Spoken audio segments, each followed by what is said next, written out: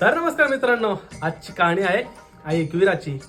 पांडव जेव्हा अज्ञातवासात होते तेव्हा ते कारल्या डोंगरावर राहत होते आणि एकदा शिव आराधना करताना त्यांना त्यांच्या गुफेच्या बाहेर एक वाघ असा घुटमळताना दिसला आणि पांडव नकळत त्या वाघाजवळ गेले आणि पांडव आश्चर्यचकित होऊन जेव्हा बघतात की तो वाघ एका विशिष्ट जागेवर एक विशिष्ट प्रकारे फेऱ्या मारत आहे.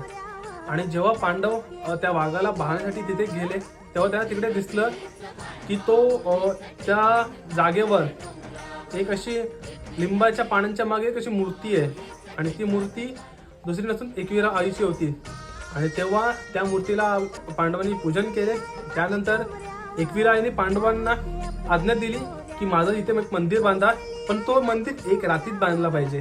तेव्हा पांडवांनी त्यांची यथाशक्ती पूर्ण लावून ते मंदिराची तिथे स्थापना केली आणि तेव्हापासून आई एकविरा माऊली कारल्या डोंगरावर सर्व त्यांच्या भक्तांच्या रक्षणासाठी तिथे स्थापन झाली. एकविरा आई की जय. आई माऊलीचा उधो उधो.